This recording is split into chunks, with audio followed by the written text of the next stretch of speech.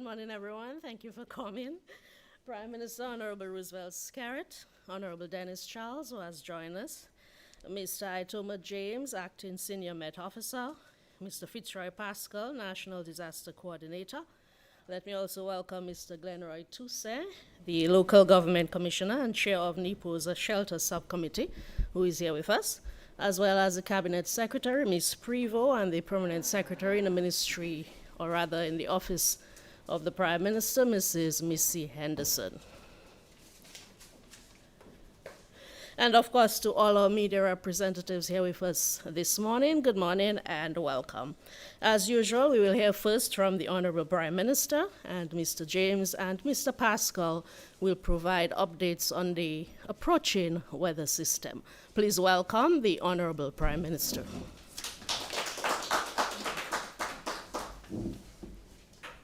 Morning, everybody. I hope you're having a very good morning, notwithstanding the impending weather system. I was fortunate to have hosted a number of school children today on a farm tour. So it's a wonderful experience to start today. I want to thank all of you for coming, the press, and to greet those of you who are present, Minister Charles and others, and the listening and viewing public. And of course, this no doubt is an opportune time for us to convene as Dominica continues to monitor the progress of Tropical Storm Brett, which is approaching our islands. We will hear shortly from our weather and disaster preparedness officials on the progress of the storm and the actions being taken in preparation for any possible impact. Just to say that I shall chair a meeting of the National Emergency Planning Organization today at 5 p.m. But first, I wanted to take a moment to sympathize with the several families in our nation who are still coming to terms with the sudden and devastating loss of a loved one. My prayers are with the Roosevelt family of Mondanium, who lost their 2-year-old son due to a drowning incident on the weekend. We know that losing a child is one of the most heart-rending, devastating experiences that anyone can endure. I wish them strength and the comfort of God's loving embrace during this very difficult time. On behalf of the government of Dominica, I also extend condolences to the families of the young men who succumbed to injury over the past few days, either due to motor vehicle accident or other unfortunate events.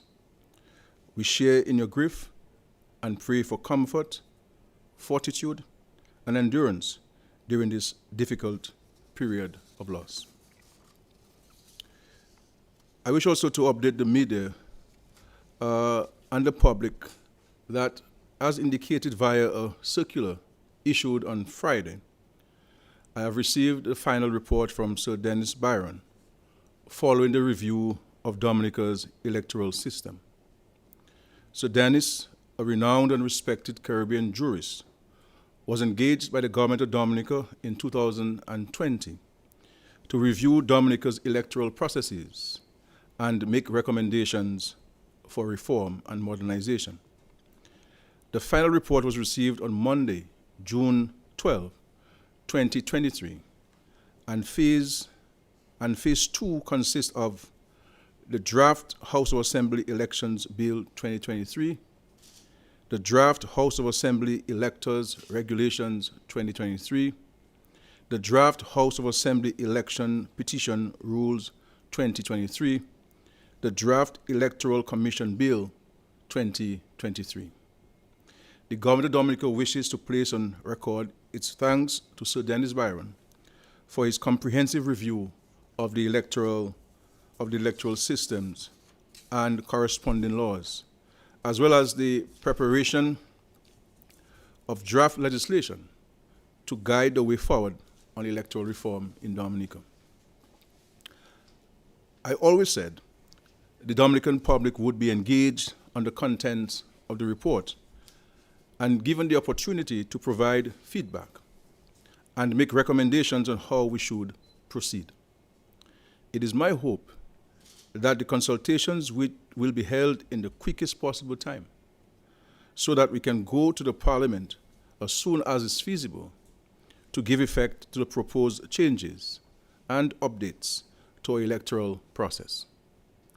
The Government of Dominica is fully committed to bringing the matter of electoral reform to its final conclusion by passing the necessary legislation and ensuring that our elections are held, as they have been in the past, in a fair and transparent manner. Later today, at 3 p.m. via all media, you will hear more from me on this matter as we meet various stakeholders to share the results of Sir Dennis's review. I want to also comment on this matter with regards to the integrity in public office matter. As you know, I am not in the habit of commenting on matters before the courts, especially in this instance when the complaint was brought against the Integrity Commission and not against me as Roosevelt Skerrit, Prime Minister. However, the facts are clear. In the interest of transparency, I declared the asset to the Integrity Commission in 2021, whose members, in their wisdom, determined that it could remain in my possession. This is what the Integrity Commission said to me by letter dated February 17, 2021, and I shall read its contents. It says, following upon a Section 35 inquiry held on February 12, 2021, into the acceptance of a gift on January 8, 2021, and which you formally reported to the Commission on January 12, 2021, the Commission has decided as follows. Having due regard to Section 35(4)(b) of the Act, in light of the fact that the gift was not trivial, but was apparently not intended to be a motive or reward for doing or abstaining from any of your official functions, you are directed to retain the gift. The Commission has asked me to thank you for complying with the legislation in that regard and for submitting the requisite information to facilitate the inquiry. I write as directed by the Commission. Sincerely, Helen Ambo, Secretary to the Commission. And so it is clear that I have complied with the law, and the Commission, in its wisdom, has determined that and wrote to me. So I find it extremely strange that the matter is before the courts.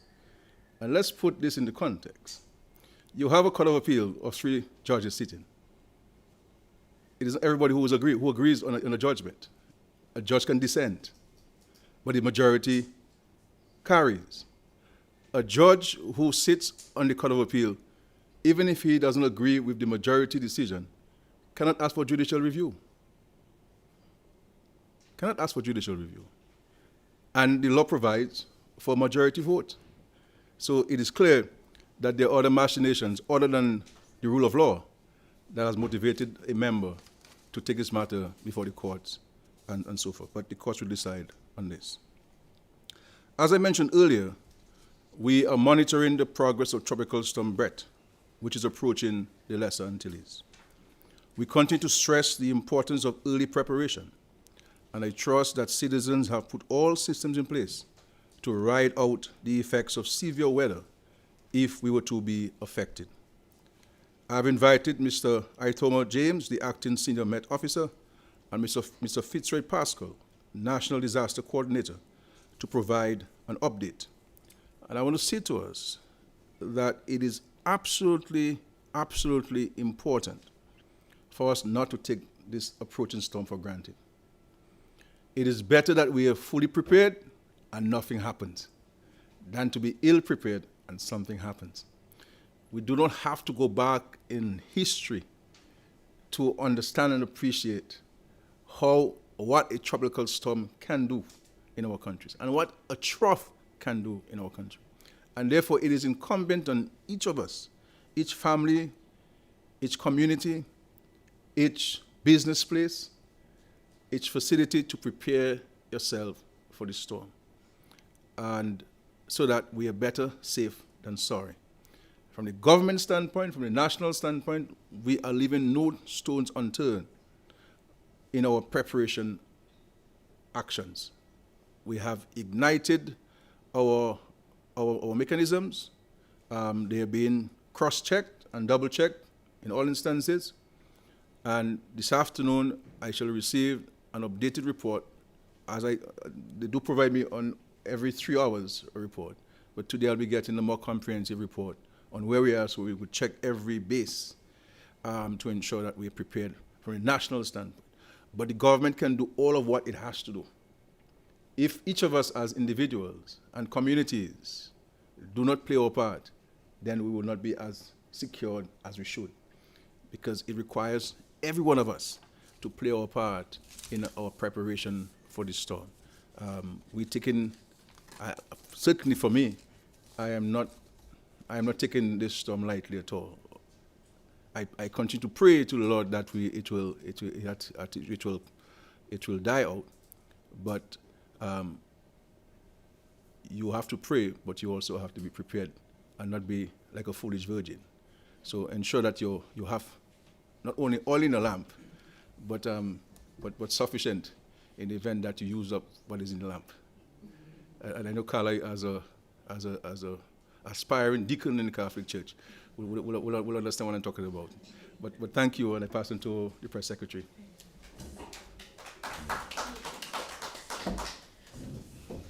Thank you, Prime Minister. So we will now invite Mr. Itoma James. He is the acting senior Met Officer, and he will provide an update on the latest progression of Tropical Storm Brett. Mr. James.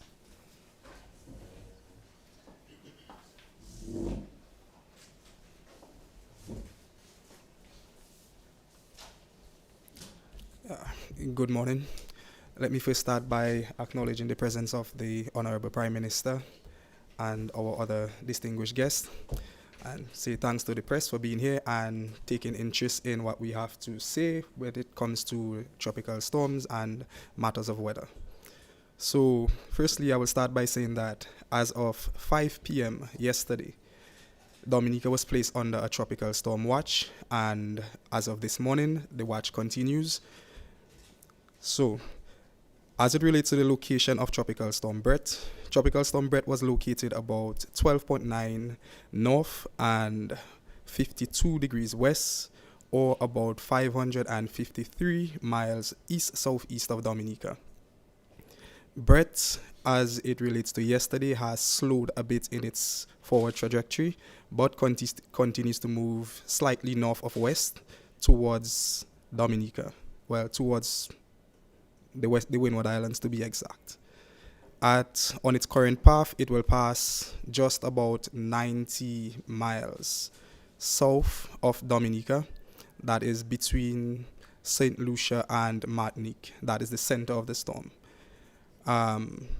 Taking into consideration the different errors that may occur in trajectory from the National Hurricane Center, there is about a 60 miles in error.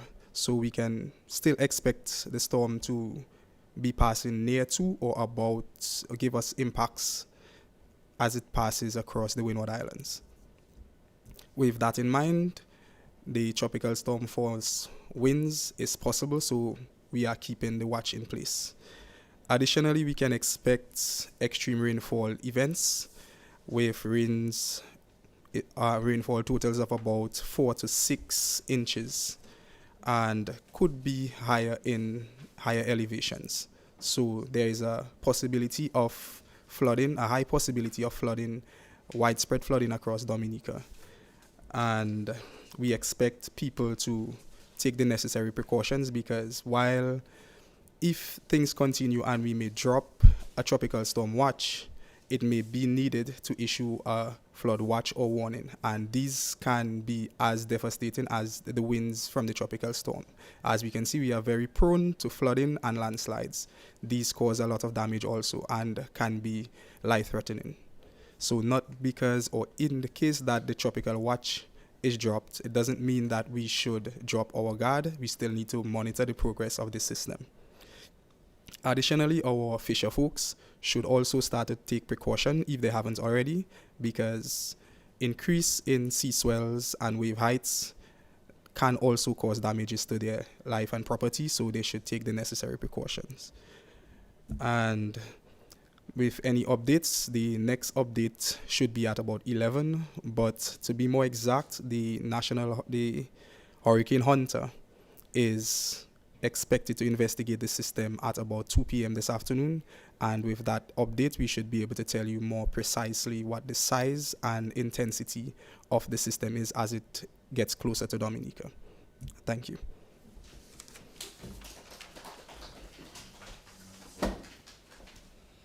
Thank you, Mr. James. You'll have the opportunity if you need any further clarification later. But we'd like to invite Mr. Fitzroy Pascal. He's the National Disaster Coordinator, and he will now address the media. Please welcome Mr. Pascal. Good morning to all. Thank you, Dion, and allow me to recognize the presence of the Honorable Prime Minister, Honorable Minister for Tourism, CAPSEC, Ms. Prevost, PS Ms. Henderson, Local Government Chair, Local Government Commissioner, and all the other senior government officials, Mr. Darrell Teat, and the media, the listening and the viewing public. Good morning. The Office of Disaster Management continues to coordinate the implementation of disaster risk reduction activities and efforts of the National Emergency Planning Organization stakeholders, or NEPO stakeholders, as it relates to the impending inclement weather, Tropical Storm Brett. The NEOC, the National Emergency Operations Center in Jimit, is operational and equipped with alternate water, electricity, and communications systems. Personnel of the NEOC, the National Emergency Operations Center, is on high alert. They have been placed on high alert, and they are partially activated. And the Honorable Prime Minister mentioned that this afternoon at 5 p.m., there will be a meeting of the NEPO. So after that, I think we will go into full activation. Meetings have been held in the past with all the subcommittee chairs. Mr. Tousse can attest to that, on a monthly basis. And more recently, the Deputy Chair, Honorable Reuben Blackmore, the Minister for National Security and Legal Affairs, did convene a meeting of the NEPO stakeholders, special in attendance. The ODM is in contact with CDMA, the regional security system also, all the partners, both locally, regionally, and internationally. Up to last night, we had an operation with the Barbados Coast Guard, the Barbados Trident here in Dominica. The ODM wishes to reiterate, and the Honorable Prime Minister did make mention of it, that every citizen should adopt preparedness as a lifestyle. The national system is in a state of readiness, but we are imploring that the citizenry also should ensure that all their preparation activities should have been completed by this time of the year. I know we like to wait for June 1st to November 30th to think of preparation, but we're trying to tell the populace that they must adopt preparedness as a lifestyle. They want them to know their risk, know what your risks are. If you live in a vulnerable area in terms of waterways, you should ensure that you have your evacuation plan ready to move to secure grounds. You should also have your communication plan so that your family does not get disjointed after the impact of a system. And also have your emergency kit, the Go Kit, with 72 hours of supplies when coming to the shelter. I think that's it, and I'll await any questions after. Thank you very much.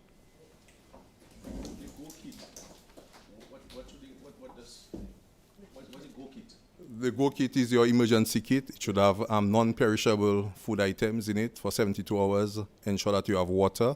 Ensure that you have medication, especially for the elderly folks and the senior citizens and the persons who have medical issues. They should have their medication. You should have batteries, battery-operated flashlights, battery-operated radios. Ensure that you have some cash at hand, and the list can go on and on. But you should have your personal item, your basic supplies. You should not come, if at all the shelters are activated, you should not come to the shelters with your hands swinging.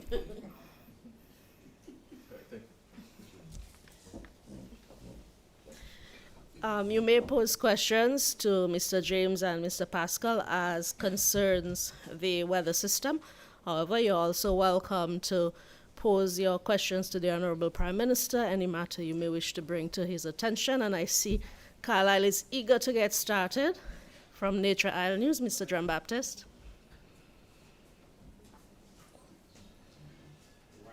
This morning.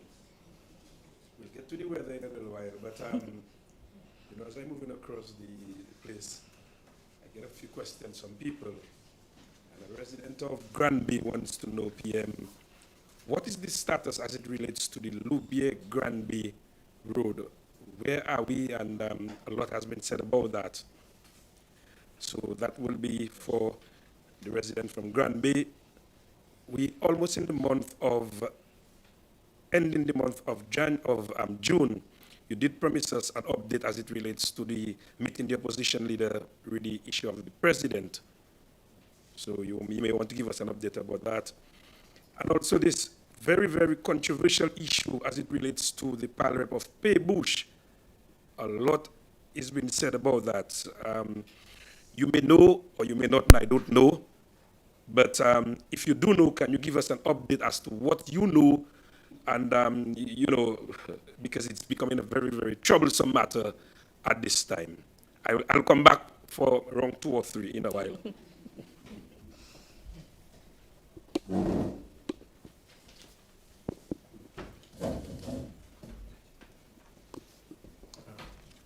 Thank you. With regards to the Loubier-Granby Bacatil Road, as you know, this project is being financed with funds from the government of the United Kingdom by way of a grant. And part of it also a loan by the government of Dominica from the Caribbean Development Bank. We went to tender first time, and the bids came back way higher than the funds that are available. We decided to split the project into 2 lots, lot 1 and lot 2. The bids came back again way higher than the funds that we have. I have since taken a decision in respect to additional funds, and we have gotten the approval of the Caribbean Development Bank to go a particular route with the hope that the bids will come back at a rate that we can afford. Part of the reason, one of the reasons why the bids are coming back so high, as far as I've been advised, is based on the designs of the road. The roads have been and the bridges have been exceptionally designed, and the engineers. I have very great confidence in the British engineers, based on our own experiences there with engineers British engineers in the past. So what we have done, we've also gotten Mr. Kendall Johnson, who is one of the most experienced engineers in the country, to review the bid documents and also the designs.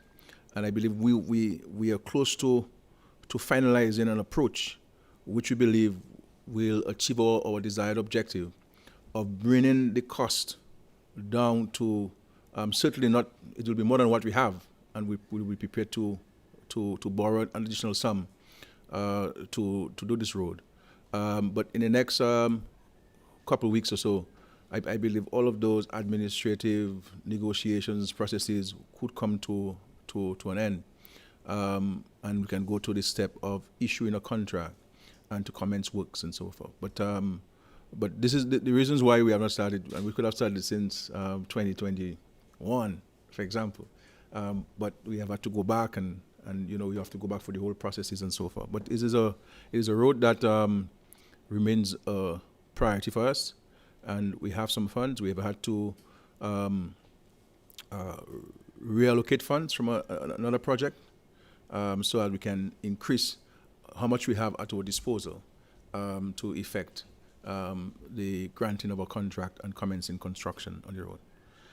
All things considered, if we're to get the negotiations down to the the sum that we believe we can afford, we can see work started in the next couple of months or so. Okay. In respect to the consultation on the nominee for the office of president or the president of Dominica, the Prime Minister still has time, as per the Constitution, and at the appropriate time, I will consult the leader of the position as is mandated by the provisions of the Constitution. In respect to the matter that is in the public domain, with regards to the Member of Parliament for Peebush, this is a matter that information is still being sought and put together, so I'm not in a position to give any definitive statement on that matter. Thank you.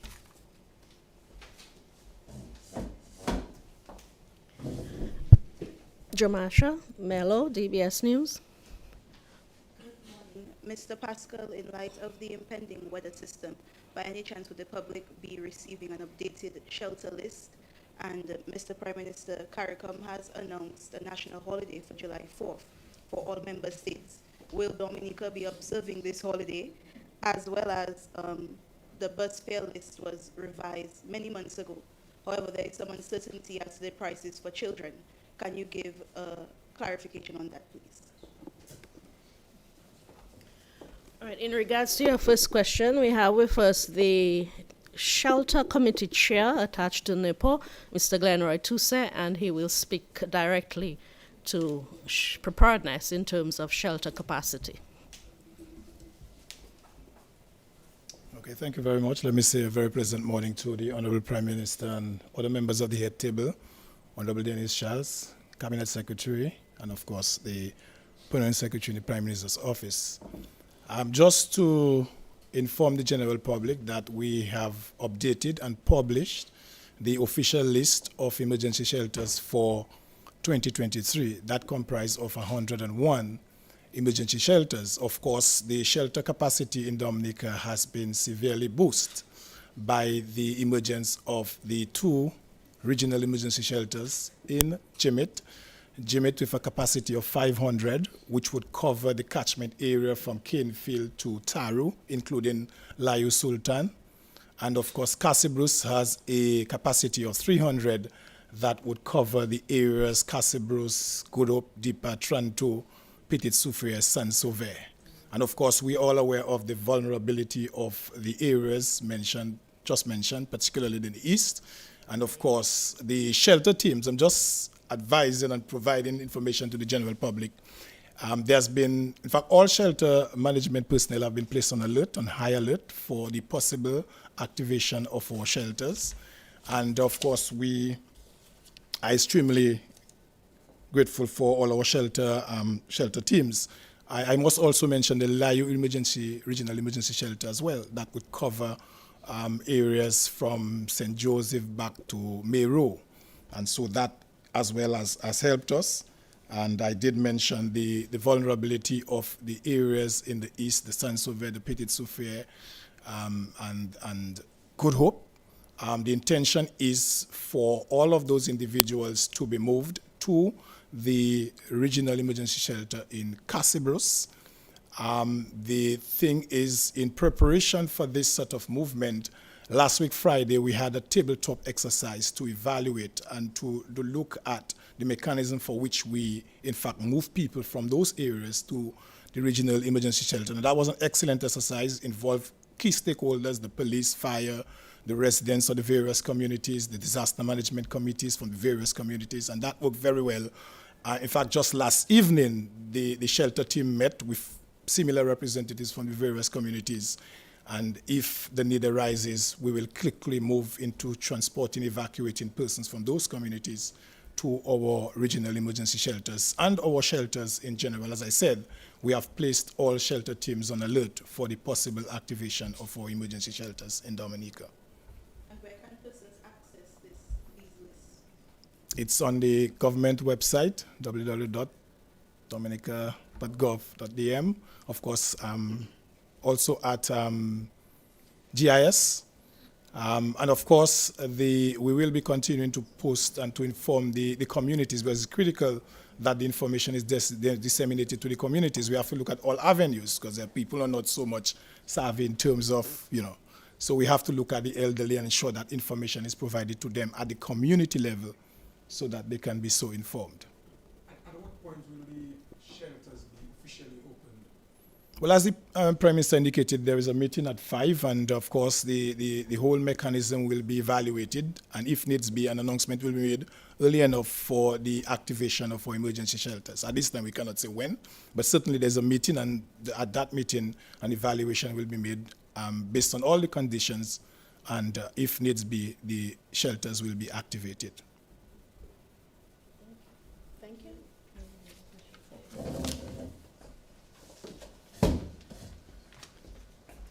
With regards to the decision by CARICOM to declare July 4th as a national holiday to mark the 50th anniversary of CARICOM,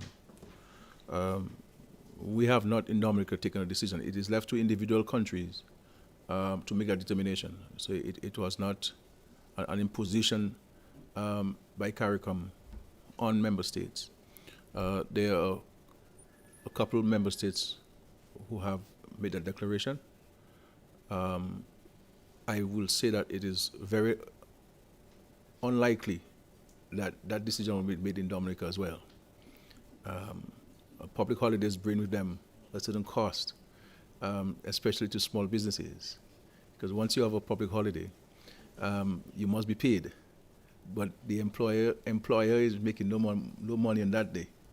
And with all of the challenges that we have, I'm not settled. I'm unsettled in my mind about taking the matter to the cabinet and seeking cabinet's approval on this at this time. But if we are to give consideration to it, I would like for us to have consultations with the private sector entities before to get their feedback on this. From the government standpoint, it's easy to do, but from the private sector standpoint, it can pose a challenge to them. In respect to the bus fares, I'm not sure whether this has been posted in the government website. If not, we should post this in the government website so that the public can have unfettered access to it and easy access to it.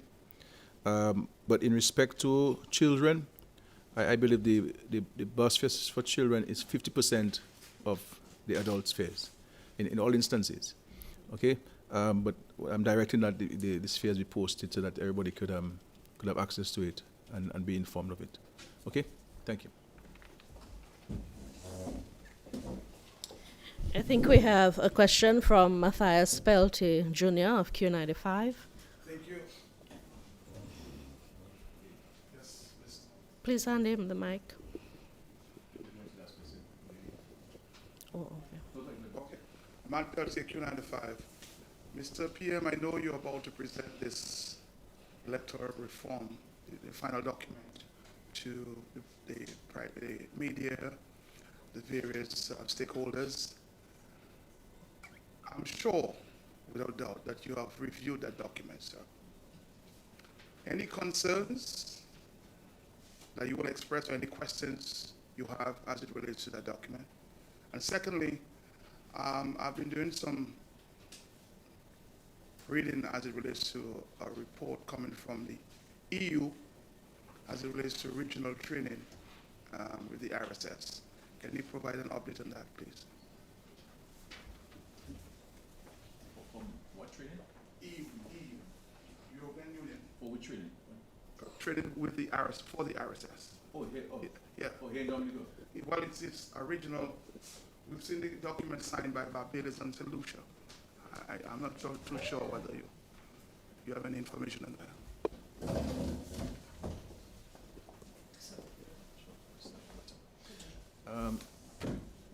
With regards to the report from Sir Dennis Byron, I am reading the documents as it has been sent to me, and it's my duty to read. do not wish to share my views at this stage with the public because I do not want to appear to be imposing my views on the consultation processes. I've always indicated that once I receive the reports from Sir Dennis Byron, that those reports will be made available to the public. The reports were received on June 12, and 2 days later I gave directions that we host this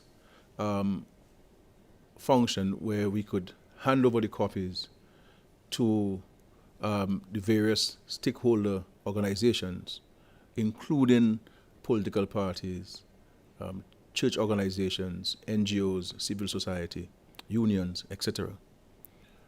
And this will be done today at 3 p.m.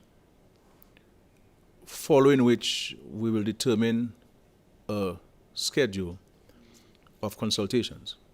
And it's my hope that those consultations will begin the week of July 15, taking into consideration my own travels to CARICOM and also budget preparation, etc. And so the hope is that we will commence consultation with July 15 and to take the necessary bills to the Parliament as soon as the consultation process is over. What I wish to urge the country sincerely about is that we need to engage ourselves with a higher sense of maturity, because this is a matter which we all have said needs to be done. We engage an independent arbiter, recognizing that we could not find common ground among and between ourselves. And this independent arbiter commissioner has submitted his report. I believe it is incumbent on organizations and institutions and citizens to read the report and not say what somebody said, but to read the report and reference the report so that we can engage ourselves on a document that's before us and to see what elements of the recommendations we are comfortable with as a country, so that we can advise the Parliament on these are the elements that we're comfortable with, these are the elements we should proceed with, and give the authority to the Electoral Commission to implement that which Parliament would have approved on the advice of the people of Dominica. I would caution us against comments that I've been hearing in the public domain about discarding the report, even before people have read it. You know, you cannot discard a document that you have not read. You understand? And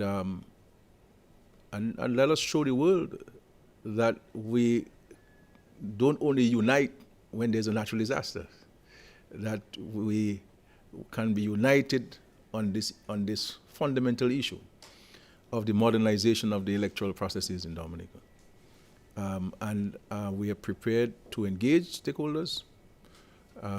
As you know, I appointed Dr. Kenneth Darrow, who will coordinate the consultation along with the Office of the Attorney General and the Office of the Prime Minister, and we will engage in a transparent way. But I don't think it is fair for me to share my position on any of the recommendations to Sir Dennis until the rest of the country has received the document, stakeholders have received documents, and they've read it, so that we can have a conversation on the document and not an emotive one, you know, not one that is steeped in emotion or otherwise, and so forth. In respect to the training, there is a training that's taken place by the Barbados Defense Force. We received, that is the Minister for National Security received a request from the authorities in Barbados seeking our approval to allow them to come into Dominica to conduct training of the Barbados Defense Force, recognizing the objectives of their training and the terrain we have, which complements the objective of the terrain, recognizing that Barbados is a very flat country, and they want to subject their members of the Defense Force to more rigorous terrain, the hills and the valleys. And I do hope that they can, I'm very confident, recognizing that they were here for the hurricane, after the hurricane, that they will survive the physical fitness that's required to traverse the hills and valleys and mountains of Dominica. So there's no RSS presence in Dominica, as I'm hearing, none at all. This is Barbados Defense Force training that has been conducted by Barbados Defense Force, and it is not even in collaboration with the Dominica Police Force. So they're doing their own independent training. They're not here on the invitation of the government of Dominica. They're here on a request from the Barbados authorities to allow their officers to be here to take advantage of the terrain that we have for the training. So there's no RSS in Dominica, as being said, and so that is these are the facts of the matter. Any follow up to that? No. Okay, please. Sure. The Chronicle. Sure. A few months back, you informed the press that there would be a dispatch of representatives to check upon our parrots, which was sent to a facility in Germany in March of 2018. Can you give us an update of that? Well, no, we have not been dispatched yet. We are in touch with the entity which has the parrots, and at the appropriate time, a delegation will be sent to examine those parrots. So it hasn't been done, but we're in touch with them, and they're aware of our intention to come in to check with the parrots. And as I've indicated, it is an important collaboration because of the challenges which the parrots have had for many years. And Dominica is not the only place where this is happening. There are other countries in the Caribbean with its national bird that they allow research to be done. And in the event that those birds are not being treated the way that we believe they will be treated, and then we will instruct that they be returned to Dominica to be under the care and protection of the government of Dominica. But it's an important collaboration that we should encourage, but we have to be very mindful of the distinct place that the parrot has in Dominica as our national protected bird. And so in due time we will have the delegation going to Germany to look at the birds, at the parrots. Yes, sir. There's the old adage, justice delayed, justice denied. Just recently, we saw a situation where someone who was involved in some murder was basically set free based on 16 years. And I'm just paraphrasing so as to get to my question. We had a magistrate in Portsmouth for about 10 years. Portsmouth is now without a magistrate. It now means that if you have to get another magistrate, there are many matters this very magistrate would have started and must be started all over, brand new. Justice delayed, justice denied. I want to find out what are the reasons why this sitting magistrate contract was not renewed, and what are the plans put in place to have a sitting magistrate in Portsmouth, given the situation where people are clamoring for justice in the country.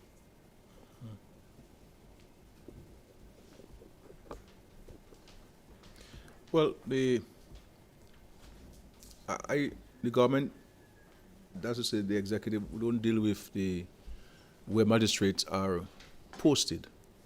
It is the obligation of the government to ensure that we have adequate magistrates to hear cases in Dominica.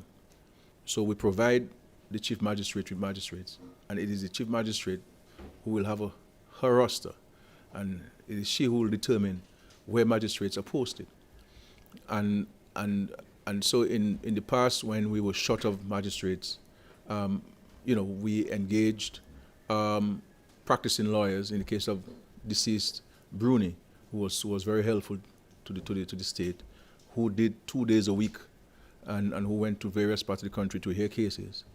We have employed lay magistrates, for example, former police officers, to sit in to hear cases in an effort to advance in the dispensation of justice.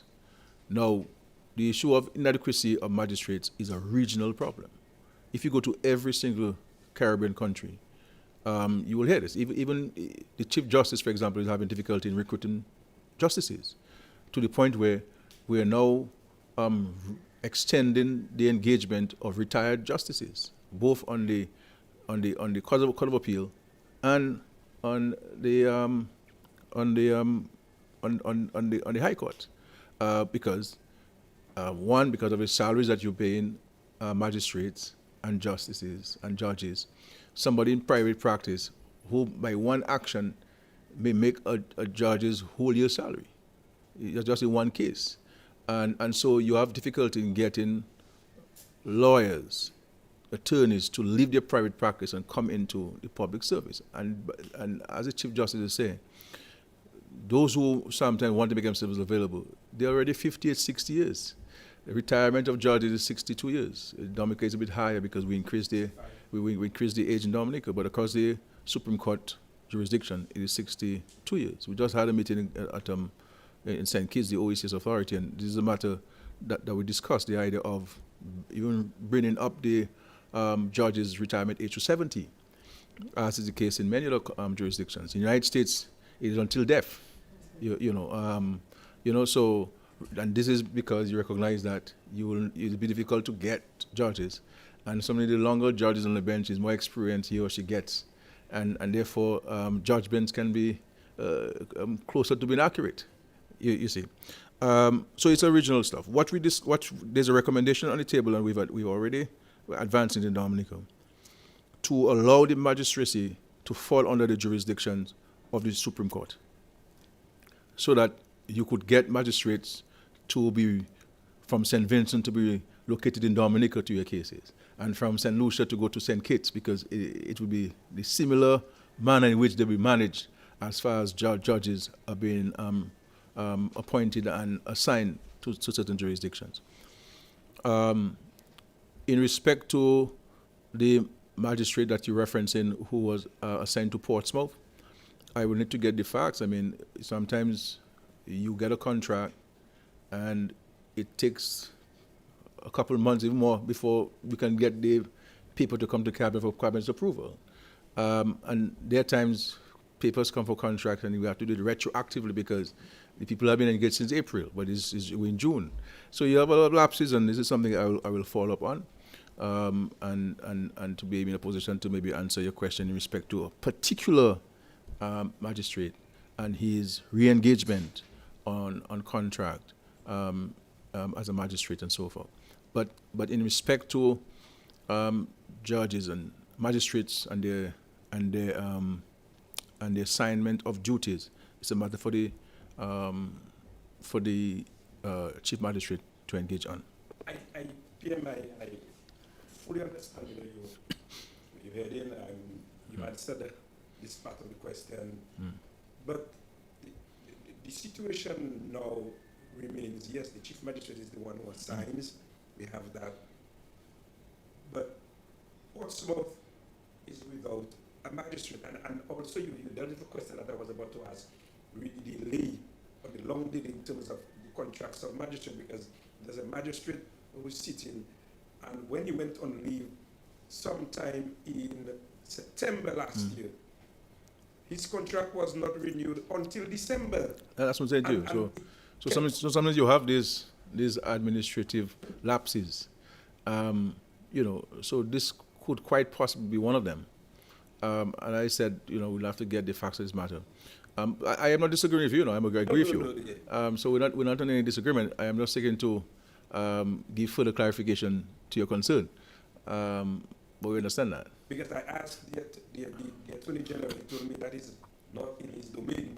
Yeah. It is under the Ministry of National Security. Yeah. Because this continues, and I mean, when you go down to Portsmouth now, those matters there, they What- have to be what- adjourned, the PM. But what I'm saying, I mean, we can have a conversation further, but what I'm saying that what if the magistrate was on sick leave?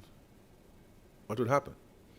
I'm saying administratively, we can those who are responsible for assigning magistrates to districts can work out a situation where if a magistrate is assigned to Granby or to Portsmouth or to Rose or to St. Joe or to Cassie Bruce or to Marigold, we can have that person rotated and spend a day each to hear particular matters. That's why, I mean, I'm making a general statement, not speaking about any particular case or cases that are before the magistrates. I'm making a general statement, so I don't want people to misunderstand what I'm saying or to think that I'm setting aside what you're saying.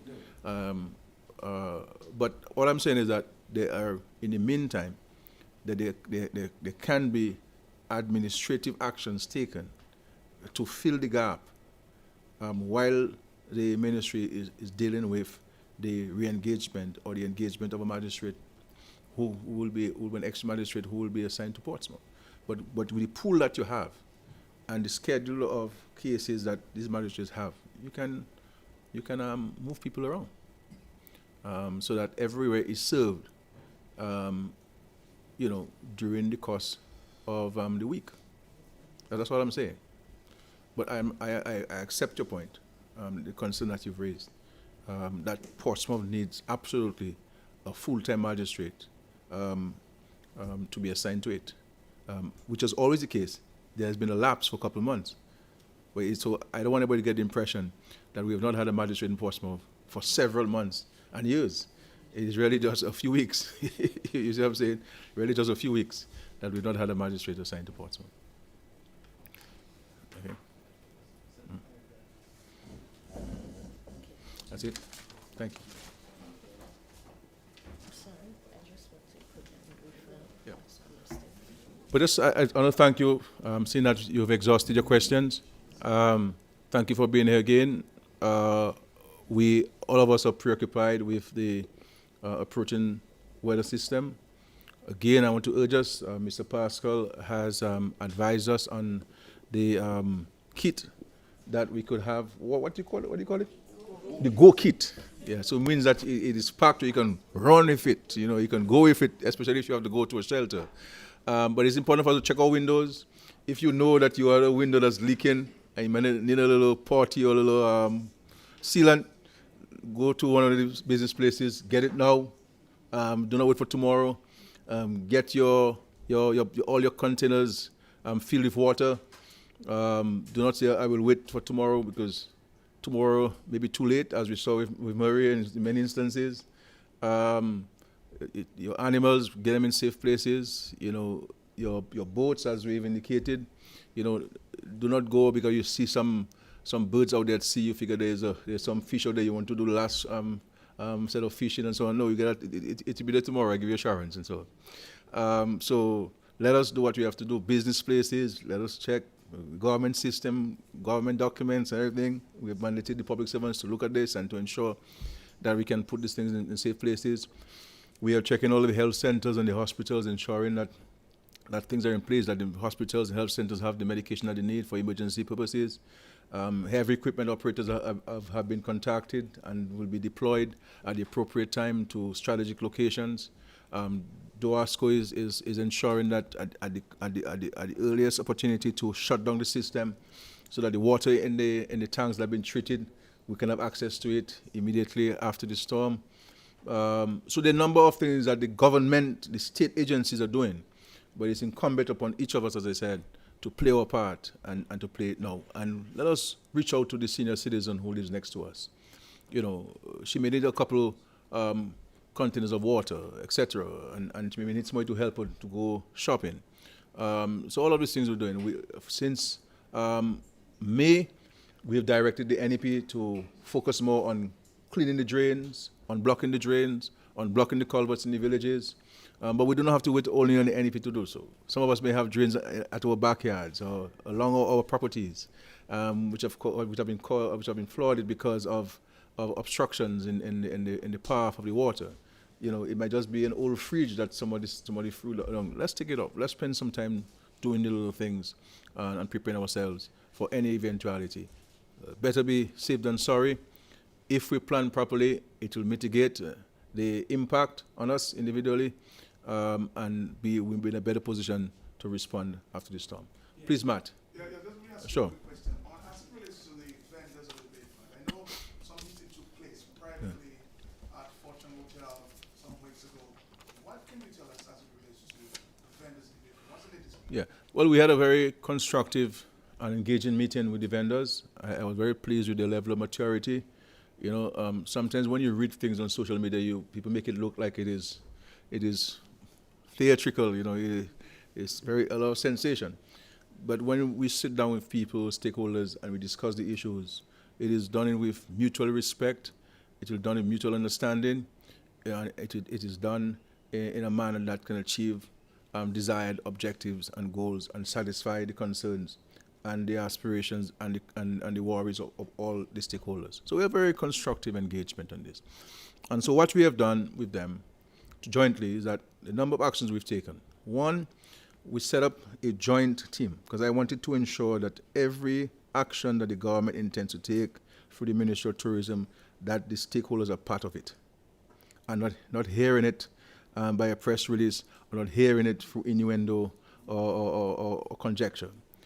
And so there's a joint team made up of vendors, the port, DASPA, the mayor, and one other councillor, and the Ministry of Tourism, and so forth. So you have all of the stakeholders part of this to arrive at a joint conclusion.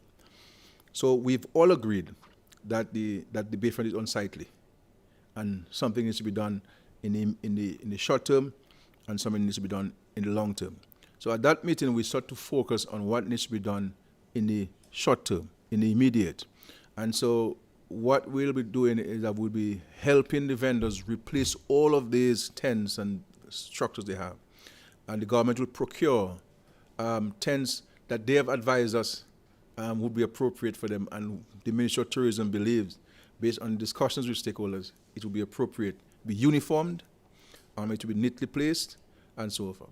And they've also agreed that they cannot occupy the entire Bayfront all the way down to the ferry terminal, that a section of the Bayfront will be used so that we allow the rest of the Bayfront to be used by families who normally come and have an ice cream and sit down and socialize, as has always been the case. And of course, the long term is to build permanent vending structures with the appropriate supporting systems to the vendors. Because let's face it, vending is an important part of the tourism product. You understand? Important part of the tourism product. And they play an important role, and it's an important source of employment for many people, especially women across Dominica. And we appreciate them very much. And so no action is going to be taken by this government that will deny these people of an opportunity to survive and to make a living. But we all recognize, including the vendors, that we need to up this stuff. I've even offered them to provide them with uniforms so that they all dress nicely. And they will help design the uniforms, and we will procure the uniforms on their behalf, so that, because they're ambassadors of Dominica. These are the first people that the tourists meet. And so they must present themselves truly representing Dominica and what Dominica has to offer. And so we'll be providing them with support. And so even with regards to the whole idea of how do they display their items, we'll be providing them with some mechanism where they could hang their shirts and they could hang their jewelry, the earrings, so that it uses less space and it is more attractive to the discerning eyes to be able to pick up the earrings and the jewelry that you normally sell. So all of these things we're going to be helping them with. But clearly we all agreed that the place is unsightly if all of the little pieces of tarpaulin from all parts of the country tied. But they have had to do so because, they had to do so. DASPA, the Ministry of Tourism, built them some little wooden structures.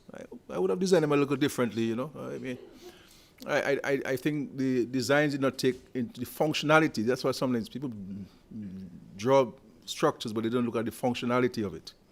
You see what I'm saying? So when you draw, when you do a floor plan, Daryl will know that better than me.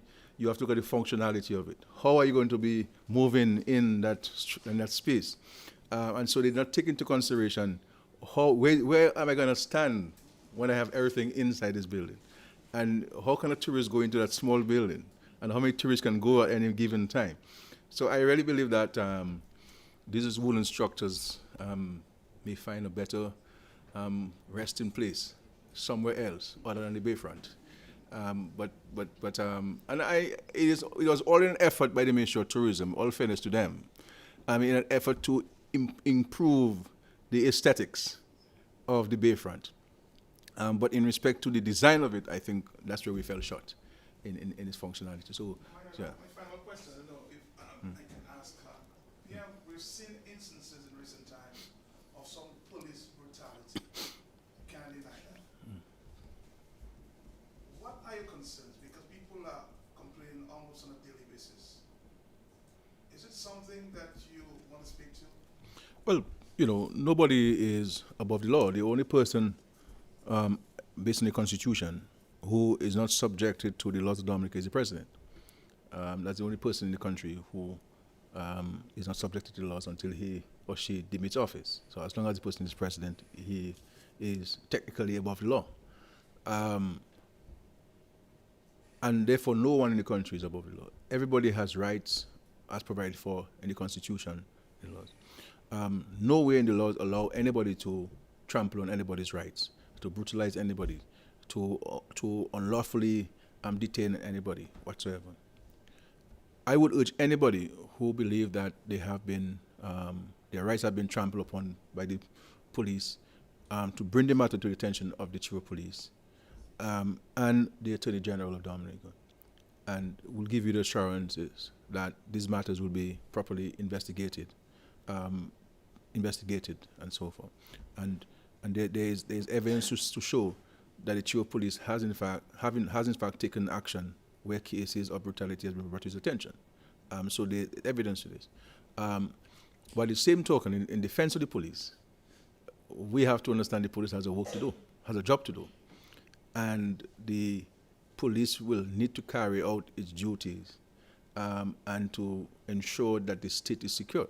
If the police is engaging you in a discussion and then you want to engage the police in a confrontation, then the police will have a right to protect himself and his colleagues who are out on duty. So sometimes we say things of police brutality, but sometimes the police are really carrying out the duties.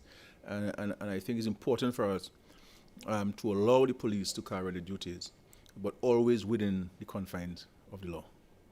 And if anybody in this country believes that his or her rights have been trampled upon and denied by the police, you have a recourse in law in Dominica, and I urge you to exercise that recourse.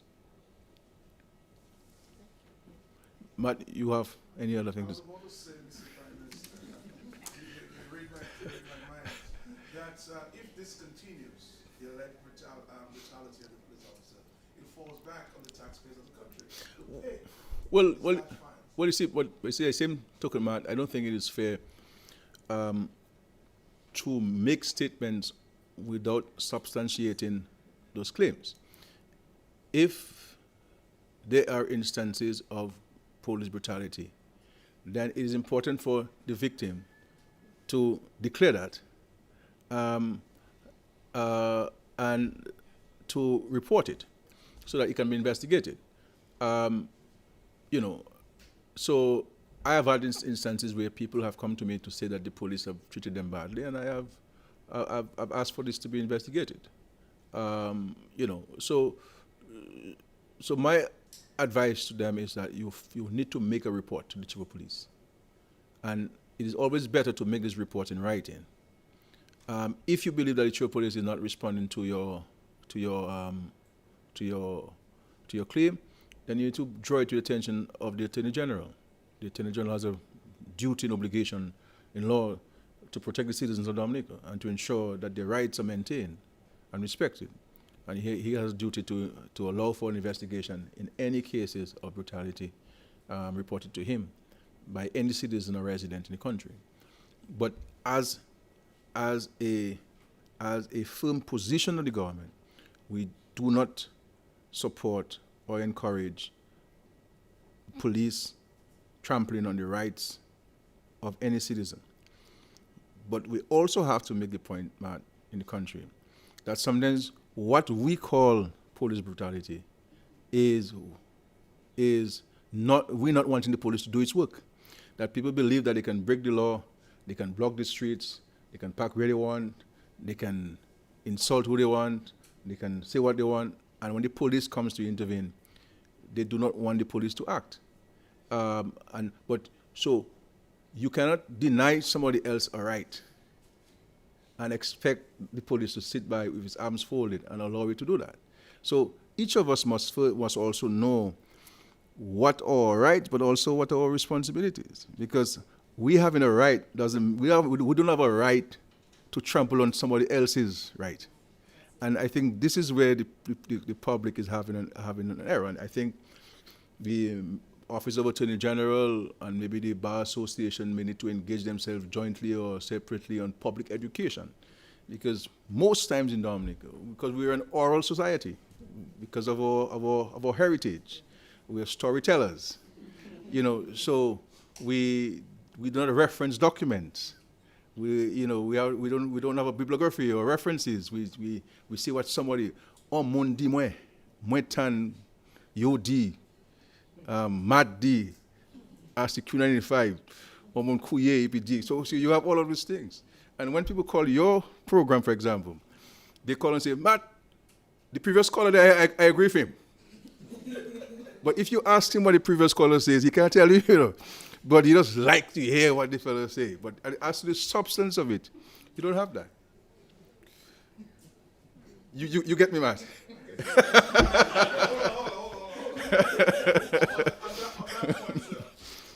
wouldn't make the point. Don't make no understand. You made a promise for many years that you will come and listen to the people of Dominica on 395. Yeah. When will you do that, sir? We can. I'll come. I want to come. I will. Let us work on a date. The press secretary will on a date with you, and we come. I mean, we come engage in a discussion there. You call it the hot seat? Is it hot seat? I'll bring your team.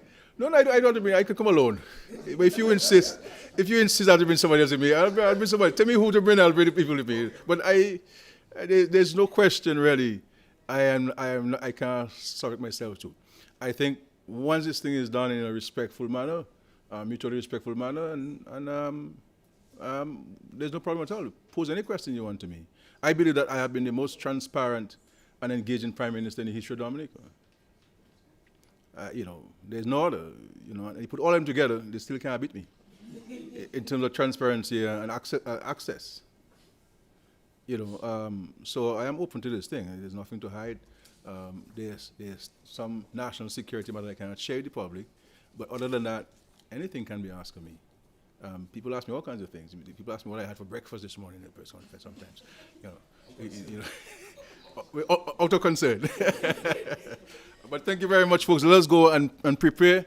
That's the mantra for the next several hours in Dominica. God bless you. Thank you.